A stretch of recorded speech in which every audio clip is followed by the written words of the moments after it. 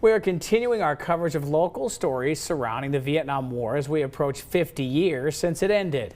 Even though it's been decades since the war, many Vietnam veterans continue to struggle with the effect of a chemical commonly used during the war. News Channel 11's Ansley Daniel met with former Congressman Phil Rowe to learn more about legislation he created to help veterans whose health was affected by Agent Orange. Ansley? Yeah, Sarah and Casey, Phil Rowe spent 6 terms as the congressman for the 1st District of Tennessee, serving on the Veterans Affairs Committee and passing several bills to benefit veterans and service members. And in that time, he passed a few that benefit those that were in Vietnam. That includes the Blue Water Navy Act to allow more veterans to be eligible for care because of their exposure to Agent Orange. When Phil Rowe got to Congress in 2009, there was one committee he had to be a part of. I went to Leader Boehner and I said, look, I need to be on the Veterans Affairs Committee. And he said, why? I said, I am a physician, I'm a veteran, I did some of my training in a VA hospital and I've seen VA patients. I said, I need to be on that committee. Rowe was one of the last people drafted in the Vietnam War. He was in medical school and his orders to go to Da Nang were deferred and he was sent to Korea instead.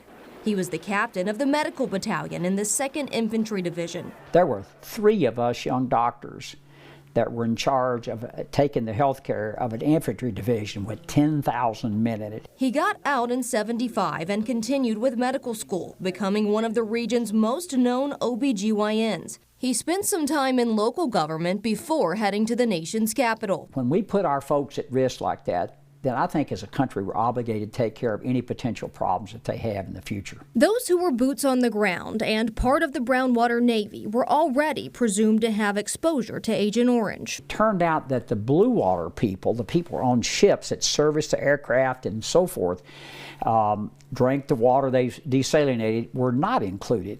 And that was the Blue Water Navy bill. The bill also included those in the Korean Demilitarized Zone, or DMZ, near where Rowe was. We should have figured out something when you spray on a leaf and it wilts, that's probably not going to be good for you if you're attached to it, but we didn't have all that. The road to its passage wasn't easy. Rowe spent 10 years working on getting the bill through, and when it finally passed in 2019, there were less than 90,000 Blue Water Navy service members left. You have to be pretty bullheaded to stay with something that long, and what people don't realize is that every Congress you have to start all over again.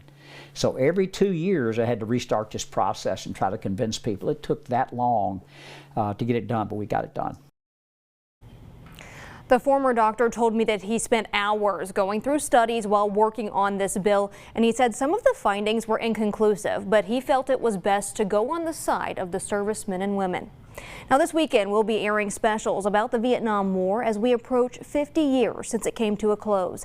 Vietnam War, A Lost Generation airs this Saturday. That's April 26th at noon right here on News Channel 11.